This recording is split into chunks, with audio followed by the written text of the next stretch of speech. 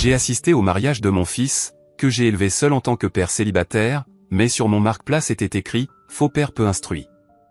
La famille très instruite de la mariée a éclaté de rire. Mais alors que j'essayais de partir, mon fils m'a dit « Papa, on rentre à la maison ». Le lendemain, une chose incroyable s'est produite dans leur entreprise. Avant de continuer, n'oubliez pas de vous abonner et dites-nous d'où vous nous regardez dans les commentaires, on lit chacun de vos messages. Chapitre 1. Le marque-place. Je me tenais au fond de la luxueuse salle de bal, ajustant mon costume mal taillé. C'était le jour du mariage de mon fils, un jour dont je rêvais depuis 2 décennies, depuis que sa mère est partie et m'a laissé l'élever seul. Je cumulais 2 emplois, je réparais des toilettes le jour, je livrais des courses la nuit. Il nous est arrivé de ne pas avoir de chauffage en hiver, mais je ne l'ai jamais laissé avoir faim, je n'ai jamais manqué une réunion parents-professeurs. Et maintenant, nous étions là, des centaines d'invités, des lustres étincelants, le champagne qui coulait à flots, et un gâteau à 6 étages qui coûtait probablement plus que mon salaire mensuel. Je n'étais pas à l'aise dans ce monde. Mais j'étais fier, jusqu'à ce que je voie le marque-place.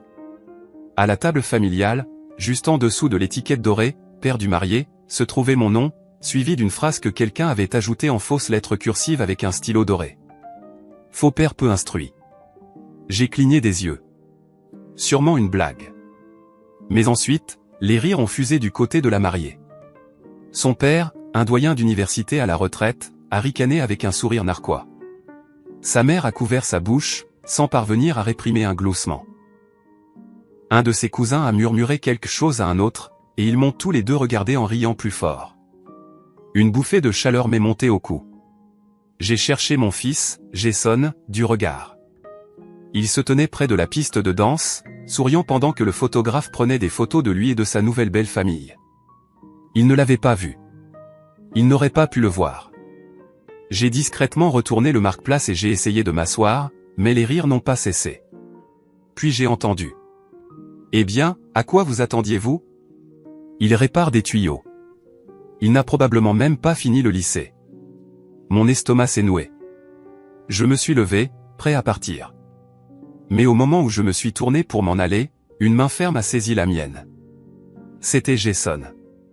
Il m'a regardé, sérieux, calme, mais avec quelque chose qui brûlait dans son regard. « Papa, dit-il, on rentre à la maison. » J'ai hésité. « Jason, ton mariage. » J'ai dit, on rentre à la maison. La musique s'est arrêtée. Le DJ s'est figé. Les invités se sont retournés. Il a regardé sa mariée, sa famille, et a dit clairement, vous venez tous de faire la plus grosse erreur de votre vie. Il n'a pas expliqué, n'a pas crié, il est juste sorti avec moi dans la nuit froide. Et le lendemain, tout a changé.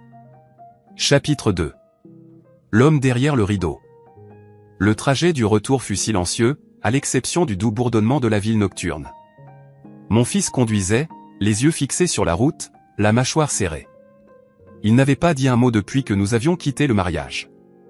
Pas avant que nous n'arrivions à l'appartement, celui-là même où je l'avais élevé, celui où je vivais encore, même s'il avait maintenant les moyens de vivre bien, bien mieux.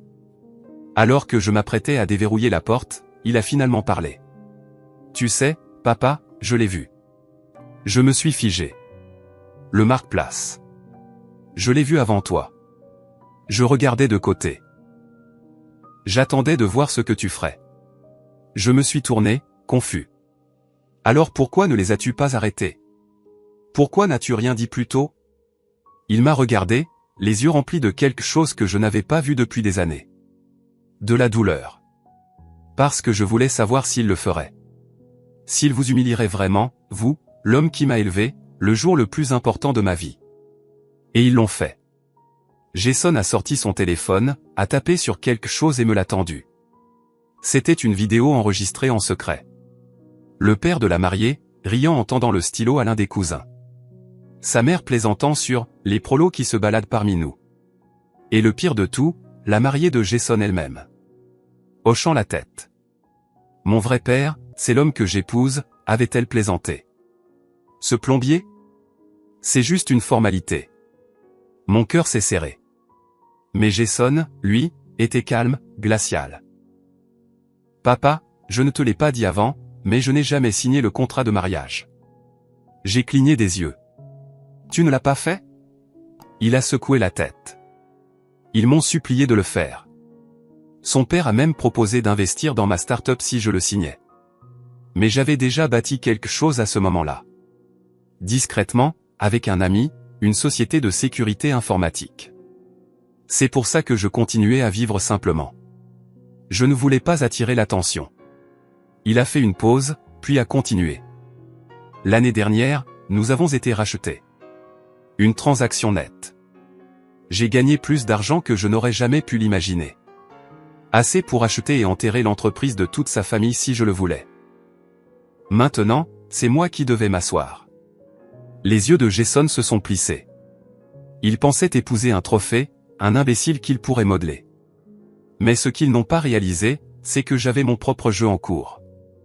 Et maintenant, c'est échec et mat. Je l'ai regardé, stupéfait.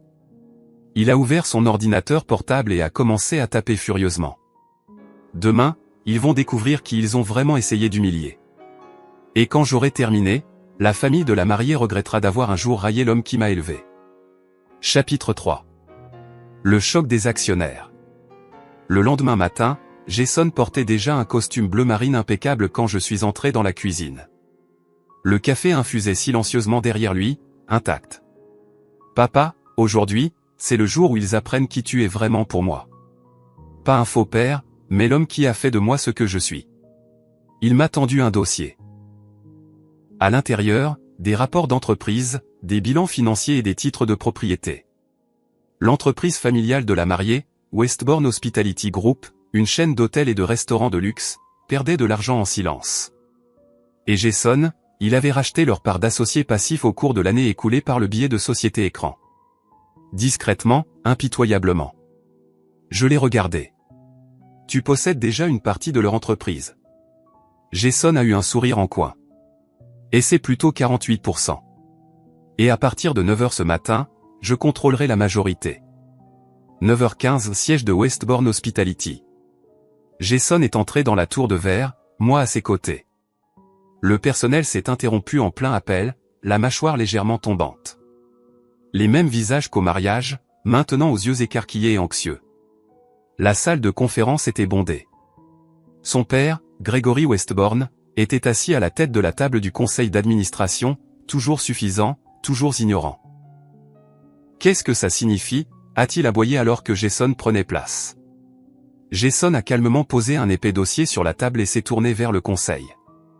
À compter d'aujourd'hui, je contrôle 51% du Westbourne Hospitality Group. Voici la preuve. Voici la documentation légale. Vous pouvez vérifier avec vos avocats. Un lourd silence, puis des murmures. Gregory a attrapé les papiers avec des mains tremblantes. Ses yeux se sont écarquillés à mesure que la réalité s'imposait. Toi. Espèce de petit parasite. Jason n'a pas bronché. Non, Gregory. Je suis le produit de l'homme que vous avez tous raillé. Le plombier dont vous vous êtes moqué. Le faux père qui travaillait 14 heures par jour pour que je puisse aller à l'école. Qui m'a appris l'honneur, la discipline, la patience. Un silence de mort régnait dans la salle du conseil. Jason s'est tourné vers les autres. Soyons clairs. Je ne vais pas dissoudre l'entreprise pour l'instant. Mais avec effet immédiat, Gregory, votre fille, votre femme et tous les membres de votre famille sont licenciés. Vous recevrez vos indemnités de licenciement par courrier. Des hoquets de surprise ont éclaté. Gregory s'est jeté en avant, les veines saillantes. Tu ne peux pas faire ça. C'est mon entreprise. La voix de Jason n'a pas haussé d'un ton. Elle l'était. Maintenant, elle appartient à l'homme sur qui vous avez craché. À travers moi. Puis il s'est retourné, m'a fait un signe de tête, et nous sommes sortis ensemble, laissant les Westbourne abasourdis, leur héritage en cendres. Ce soir-là, Jason et moi étions assis sur le balcon, un coucher de soleil tranquille baignant le ciel d'orange et de violet. Tu n'étais pas obligé de faire ça pour moi, ai-je dit doucement. Il a souri. Je ne l'ai pas fait pour toi, papa. Je l'ai fait grâce à toi. Tout ce que je suis, tout ce que j'ai construit, c'est parce que tu as cru en moi quand personne d'autre ne le faisait. Mes yeux se sont embués. Joyeux anniversaire en retard, a-t-il ajouté. L'année prochaine, on le fêtera comme il se doit. Chapitre 4. Un dernier coup à la porte. 2 semaines passèrent. La nouvelle de l'OPA hostile sur Westbourne Hospitality s'est répandue comme une traînée de poudre dans les médias locaux et les cercles industriels. Les gros titres allaient de « Un marié choque sa belle famille de l'élite » à « Du fils de plombier au magnate des affaires ». Jason, autrefois moqué, était maintenant invité à prendre la parole dans des forums d'investissement et des panels de leadership. Quant à la mariée, Emily, elle a disparu des réseaux sociaux. Sa vie autrefois soigneusement mise en scène, faite de brunch au champagne et de selfies de vacances, est devenue silencieuse. Les rumeurs disaient qu'elle et ses parents étaient maintenant poursuivis en justice pour détournement de fonds et transactions occultes dans l'entreprise. Puis, un soir de pluie, on a frappé à la porte de Jason. Emily se tenait là, trempée par la tempête, le maquillage coulant, serrant un sac à main de créateur détrempé. Jason. Sa voix se brisa. J'ai fait une erreur. J'étais sous pression. Mes parents, ils m'ont toujours fait sentir que tu n'étais pas assez bien, que ton père était indigne de nous. Mais je réalise maintenant. Jason l'interrompit, calme et posé. Vous réalisez maintenant que l'homme que vous avez insulté possède le toit sous lequel vous vous tenez. Elle regarda par-dessus son épaule et me vit assis sur le canapé derrière lui. Monsieur Carter, je suis désolé. J'ai été stupide. J'ai levé une main. Arrêtez. Vous n'êtes pas désolé pour ce que vous avez fait. Vous êtes désolé de la tournure que ça a pris. Elle se figea. Jason sortit quelque chose de sa poche, une petite enveloppe. Vos parents ont signé ça quand ils cherchaient désespérément à se défaire des dernières parts de l'entreprise. C'est une clause qui empêche tout membre de votre famille de travailler ou de détenir des actions dans toute entreprise associée à Westbourne. Il la lui tendit. Cela vous inclut. Les larmes montèrent à ses yeux. Jason, s'il te plaît. Ne peut-on pas juste parler? Il la regarda une dernière fois. Vous avez eu votre chance de parler. Vous avez choisi la moquerie plutôt que l'amour. Vous avez choisi l'humiliation publique plutôt que le respect. Maintenant, je choisis le silence plutôt que la réconciliation. Et il a fermé la porte. Doucement, mais définitivement. Épilogue. L'héritage. 1 an plus tard, Jason a lancé un programme de bourse pour les étudiants issus de familles d'ouvriers, le nommant d'après moi, la Fondation Carter. Lors de la cérémonie, lorsque le maire lui a serré la main et a demandé « Qu'est-ce qui vous a inspiré ?», Jason m'a montré du doigt au premier rang. Cet homme. Celui dont on s'est moqué parce qu'il réparait des toilettes. Celui qui m'a appris que la vraie valeur ne se trouve pas dans les comptes en banque ou les diplômes. Elle réside dans l'intégrité, la résilience et le cœur. Les applaudissements furent tonitruants, et pour la première fois de ma vie, je me sentis comme l'homme le plus riche de la salle. Cette vengeance était-elle parfaitement justifiée? Dites-nous ce que vous auriez fait dans les commentaires ci-dessous. Merci d'avoir regardé jusqu'au bout. Si cette histoire vous a touché, n'oubliez pas de liker, de vous abonner et de partager.